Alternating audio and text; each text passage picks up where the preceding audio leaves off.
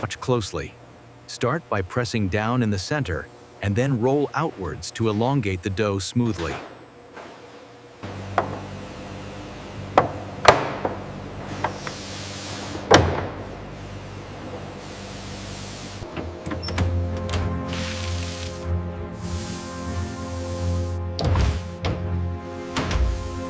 Focus on the angle and the depth.